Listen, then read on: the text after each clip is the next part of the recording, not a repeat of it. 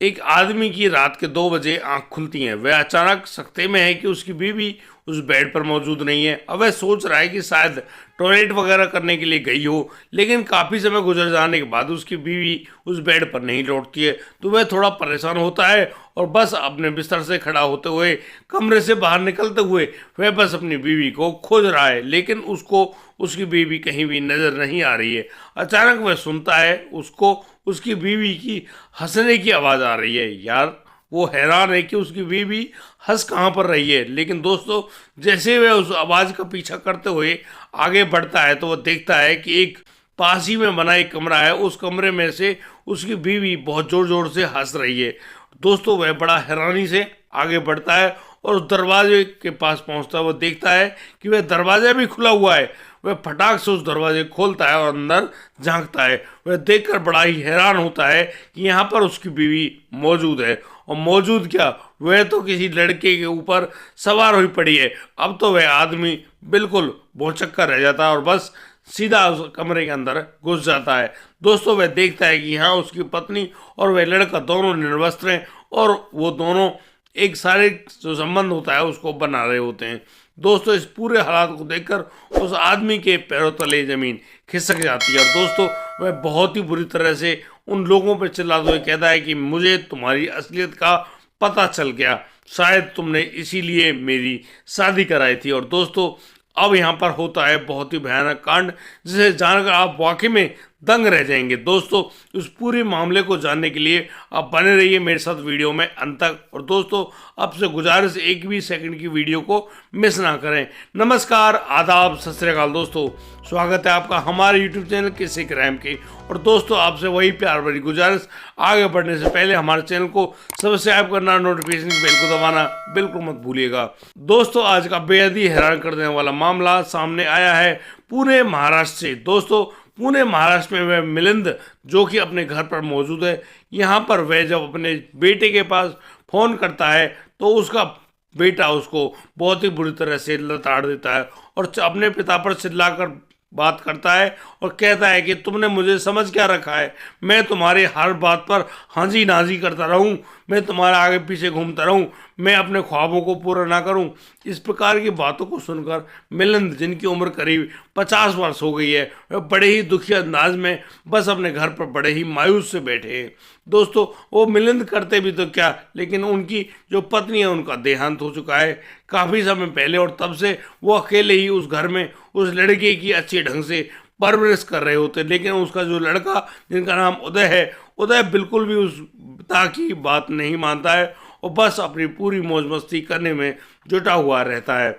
दोस्तों, जिस प्रकार से उस मिलिंद को उसके बेटे ने डांटा, वह बहुत ही ज़्यादा दुखी और परेशान है और बस अपने माथे पर हाथ रखकर बैठा हुआ है। उसकी आंखों से आंसू झलक रहे हैं, वो बहुत ही दुखी है। वह अचानक अपने भाई, जिसका नाम गोविंद होता है, उसके पास फ़ोन करता है और कहता है, यार गोविंद, मुझे तुम्हें मेरे पास आना है, मुझे तुमसे बहुत ज़रूरी काम है। दोस्तों, इस बात को सुनकर वह जो गोविंद है अपने भाई की बात को नहीं टालता है और बस अब वहाँ पर आ जाता है। दोस्तों, यहाँ पर वह जो मिलिंद अपने भाई को सारी बात बताता है कि यार उसके साथ ऐसा ऐसा हो रहा है। वह बहुत ही ज़्यादा दुखी और परेशान है। लेकिन दोस्तों, यहाँ पर वह जो गोविंद है यानी उनका भाई, वह कहता है कि भाई, मेरी आपसे अभी एक विनती है, शायद तुम मेरी बात को मान लो। मैं तुमसे कहना चाहता हूँ कि देखो, अभी तुम्हारी उम्र इतनी ज़्यादा नहीं हुई है, शायद तुमको दोबारा शादी कर लेनी चाहिए। दोस्तों, दूसरी शादी के होने के बारे में बात सुनकर जो मिलिंद है वह बहुत ही बुरी तरह से चौंक जाता है। वह कहता है, अरे तुम क्या बात कर रहे हो गोविंद, मैं ऐसा और इस उम्र में कतई नहीं कर सकता। दोस्तों, यहाँ पर जो गोविंद नाम का जो लड़का है वह अपने बड़े भाई को समझा रहा होता है, दिखा रहा होता है, उसको बहुत सारी बातें बता रहा होता है कि जहाँ तुम एक एक रोटी के लिए अपने छोटे बेटे के लिए मजबूर होते हुए घूमते हो, अभी तो तुम्हारे सामने तुम्हारा बुढ़ापा भी पड़ा है। तुम्हारे बुढ़ापे में तुम्हारे साथ तुम्हें लगता है तुम्हारा बेटा रोटी दे देगा। दोस्तों, इन बातों को सुनकर वह मिलिंद काफ़ी ज़्यादा हैरान सा भी होता है और दुखी सा भी होता है। वह अपने जो चाचा के लड़के यानी कि गोविंद को कहता है कि यार फिर मैं क्या करूं बताओ।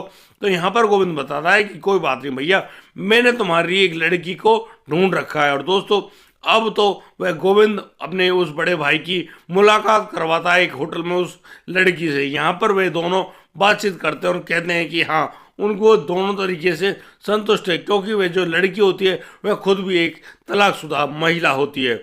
दोस्तों अब दोनों की जो बातें होती है उन बातों में एक दूसरे के प्रति दोनों राजी हो जाते हैं और बस उनकी शादी हो रही होती है। दोस्तों जो गोविंद है अब मिलिंद और उस लड़की यानी कि जिसका नाम पुष्पा है उसकी दोनों की शादी करा देता है एक कोर्ट में ले जाकर। कोर्ट मैरिज करने के बाद जब वो दोनों उस घर में आते हैं तो यहाँ पर गोविंद बहुत ही अच्छे ढंग से उन दोनों का स्वागत करता है। और दोस्तों स्वागत करने के बाद वह जो पुष्पा है दुल्हन बनने के बाद बहुत ही सुंदर लग रही थी। और दोस्तों अब तो उन दोनों की वह शादी होने के बाद जो सुहागरात का नंबर था वह आ गया था। और दोस्तों उस रात यानी कि जो मिलिंद है, मिलिंद ने अपनी नई पत्नी नई जवान लड़की के साथ अपनी सुहागरात मनाई। और दोस्तों यहाँ पर एक दूसरे के साथ बहुत सारी बातें करके उनकी जो सुहागरात है वो मनी।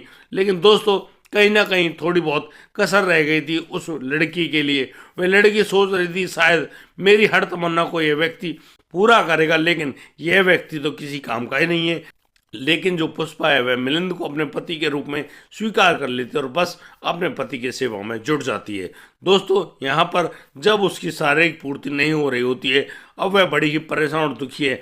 अक्सर जो गोविंद है वह अपनी भाभी पर गंदी नज़र डाला करता था और उससे तरह तरह की बातों का टोंट किया करता था कि आज तो तुम भूखी हो, आज तो तुम प्यासी हो, वगैरह वगैरह की बातें। बहुत सारी बातों को सुनकर वह खुद पुष्पा दुखी थी कि आखिर गोविंद उस पर ऐसी बातें क्यों करता है। एक रात को तो गोविंद ने जब मिलिंद उसके भाई उस घर में मौजूद नहीं थे उसने अपनी भाभी का हाथ पकड़ लिया था।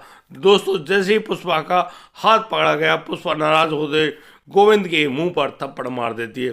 दोस्तों जैसे ही वे गोविंद यहाँ चेहरे पर थप्पड़ खाता है वह सोच बैठता है कि हो ना हो वह एक दिन तुम्हारे साथ शारीरिक संबंध तो बनाएगा जरूर। और दोस्तों इस प्रकार की मनसा को वह अपने दिमाग में पाल लेता है और बस इसी जुगत बिठा रहा होता है कि वह कब अपनी भाभी को अपने कब्जे में ले।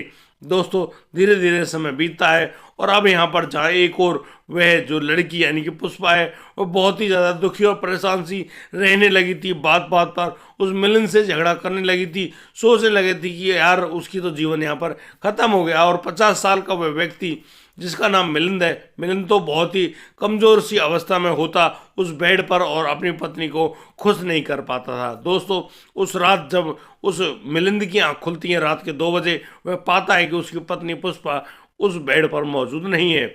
वह सोच रहा होता है कि शायद कहीं टॉयलेट वगैरह करने गई होगी, लेकिन वह काफ़ी समय बाद जब नहीं लौटती है तो मिलिंद बस खड़ा हो जाता है उस बिस्तर से और बस अपनी पत्नी को ढूंढ रहा होता है। लेकिन दोस्तों काफ़ी ज़्यादा ढूंढने के बावजूद भी उसको उस टॉयलेट बाथरूम से कहीं से उसकी पत्नी की कोई आवाज़ नहीं आ रही होती है। दोस्तों उसके घर में एक कमरा और बना हुआ था, वह घर से थोड़ा साइड में था। उस कमरे में जाकर वह जब देखता है तो कमरे के बाहर खड़ा होकर सुन रहा होता है और यहाँ पर बड़ी ही अलग तरह की आवाज़ें आ रही होती हैं। दोस्तों ये आवाज़ें कभी हंसने की आती, कभी चीखने चिल्लाने की आवाज़ आती, यानी कि ऐसी आवाज़ें जैसी आदमी शारीरिक संबंध बनाते हुए करता है। दोस्तों बहुत ही हैरान होते हुए वह जो मिलिंद आगे बढ़ता है वह देखता है कि उस कमरे का जो दरवाजा है वह बंद नहीं है। वह जैसे अंदर कमरे में झांकता है तो वह देखकर बिल्कुल हैरान रह जाता है कि यार यहाँ पर तो एक अलग ही काम चल रहा है, यानी कि एक ऐसा काम जिस काम को जानकर आप लोग भी दंग रह जाने वाले हैं।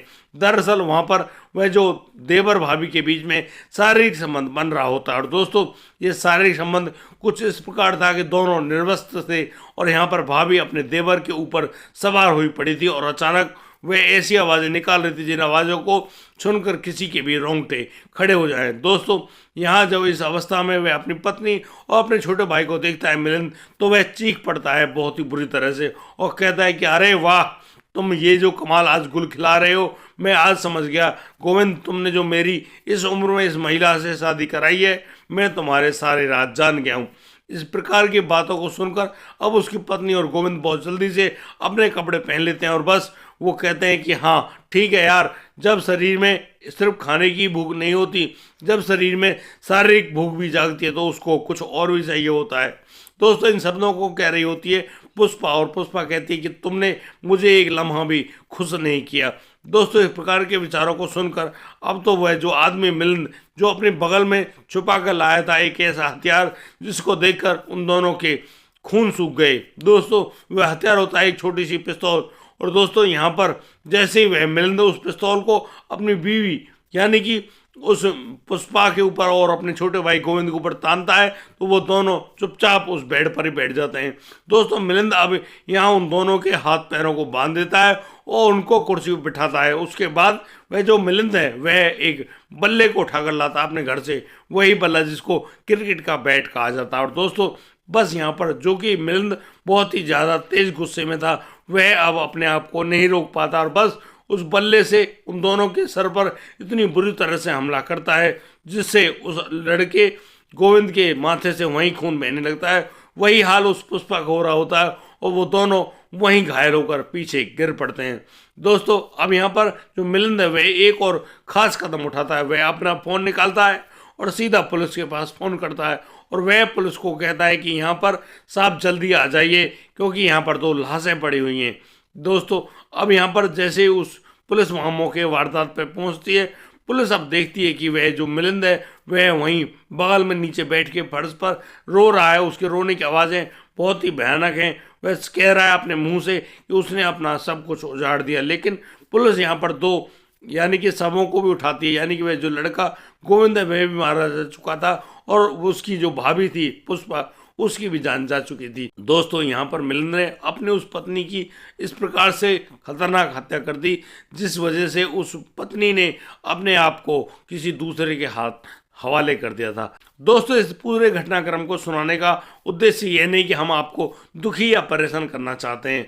दोस्तों इन बातों को बताने का उद्देश्य है कि ऐसे कभी भी गलत प्रकार के जो अवैध संबंध हैं उनके चंगुल में ना फंसें, क्योंकि इन मामलों का परिणाम हमेशा ही गंदा और बहुत बुरा होता है। दोस्तों आप इन प्रकार की हर प्रकार की बातों से बचिए, क्योंकि शारीरिक भोग तो कहीं भी किसी भी रूप में मिल जाएंगे, खाने में या पाने में, लेकिन दोस्तों जब इस शरीर को कष्ट होगा और वह कष्ट जेल के रूप में भी हो सकता है, आपका अंग भंग भी हो सकता है और आपको बहुत सारी ऐसी प्रताड़ना भी मिल सकते हैं जिनको देखकर सोचकर शायद आपकी रूह कांप जाए। दोस्तों आपको ये वीडियो कैसी लगी आप कमेंट करके हमें ज़रूर बताइएगा और हाँ उसमें अपना पता लिखना बिल्कुल मत भूलिएगा। दोस्तों अब दीजिए मुझे इजाज़त, मिलता हूँ कल, लाता हूँ एक और नया संजीव मामला।